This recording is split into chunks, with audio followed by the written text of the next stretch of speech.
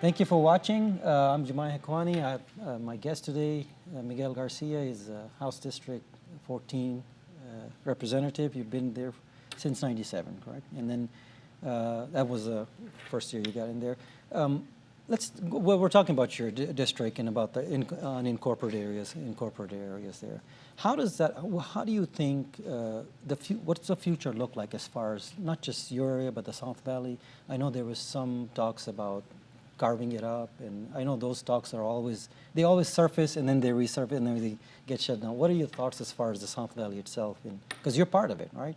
You're part of it. So Yeah, what are your thoughts as far as the rest of the South Valley there? It being part of it being farming community, part of it is, I know that sometimes businesses try to get down there, and then there's always that issue is like when you talk to the residents, they say, well, we don't want too many large businesses here because, you know, there's that factor of it becoming more commercial because we would like to have it a little bit rural down there. What are your thoughts on that? Well, I come from a real agrarian culture and tradition, and actually Atrisco, the oldest settlement in Bernalillo County, settled in the 1640s as an estancia. We settled as a Spanish land grant in 1692. So agrarian culture is real important, farming, animal husbandry, and there is a contradiction that's going on there in the valley. It has to do with development on farming land. And I think we can do a win-win situation if we have really strong policy that protects the basin in terms of keeping it agrarian and looking at putting commercial developments, et cetera, subdivisions, et cetera, up on the mesa, but not on the valley. And the thing is that local government is really weak in terms of really enforcing right of self-determination of traditional Hispanic communities. And the local government that we have in the unincorporated area of Atrisco in the Valley is Bernalillo County. And so that's a dilemma because we have a local government that doesn't fully exert right of self-determination of these traditional Hispano-agrarian communities and kind of looks at everybody in an egalitarian way, equal. Well, you look at everybody on an equal, and what's going to happen is development's just going to swallow you up and put concrete and asphalt over all our farms and there in the valley. So you're saying that shouldn't happen since you're into farming. That's and all correct. That. And then there is a movement there that's trying to make it commercial, correct? Yes, there is. And there's also a movement to kind of reestablish those farming traditions.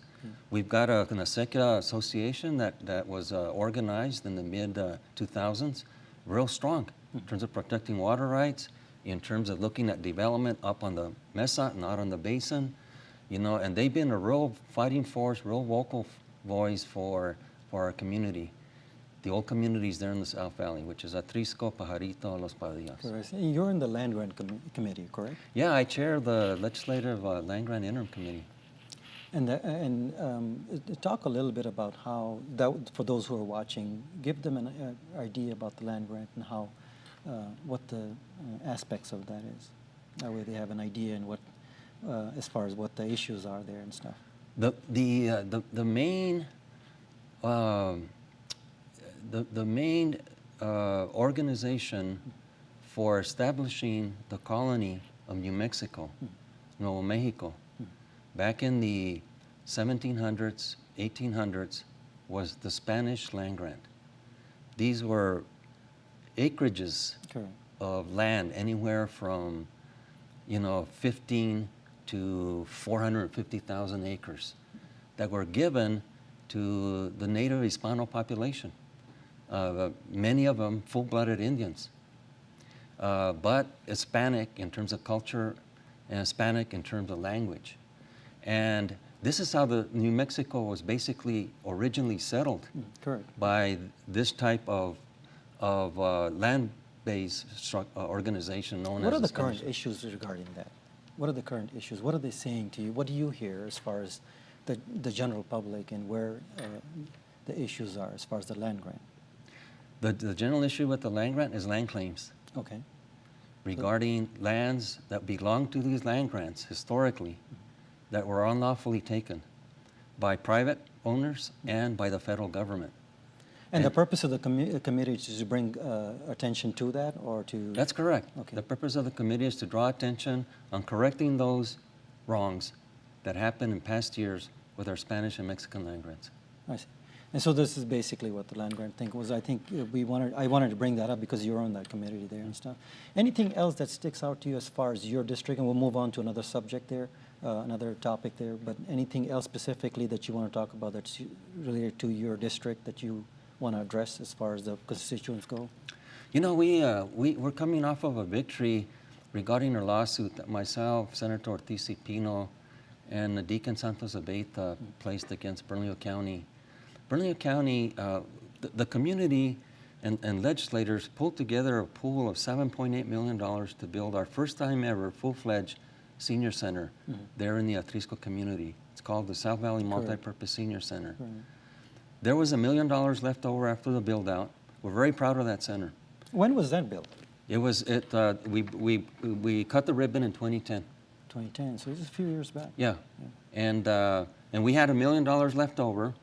And Bernalillo County, from night to day, changed the rule book. And instead of building a adult daycare center, like planned, of which the community and the elders wanted, they started building a mini gym. So we had to take them to court to correct mini that. gym in the on the grounds itself. Yes, on the grounds. And it was a lengthy battle. It was expensive, but we prevailed. We have that money in hand to again build a adult daycare facility in that Atrisco community. Unfortunately, the county doesn't want it at the senior center.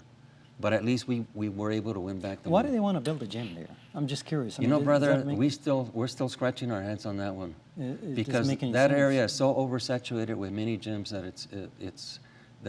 it's insane to even figure why they would want to build another mini gym. You have a lot of seniors in that area, right? So you have a pretty That's huge correct. populace of seniors there. Yeah, that's And correct. that's I think that's what's supposed to serve them as far as That's true. the area. And so, what does it have in that particular building besides some of the general facilities for? Our South Valley Multipurpose Senior Center has a beautiful pictorial display of the history of the Atrisco land grant I see. in family trees.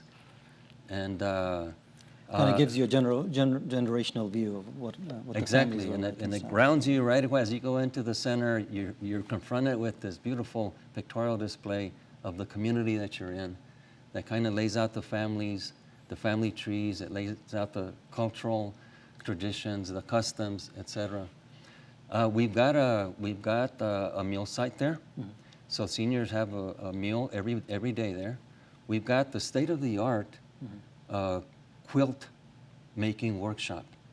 in the facility. And I say state-of-the-art because there's a waiting list from here to California in terms of the elderlies wanting to get into that workshop. And they make beautiful quilts. And mainly because of the funding that we provided to provide them with the equipment to build these really beautiful and just mind-boggling quilts. We also have a health room where the elders work out. There's also a computer room, and we also have some blue ribbon winners at the Santa Fe Hispanic Fiesta, or Hispanic Fair, where we have our ceramic room.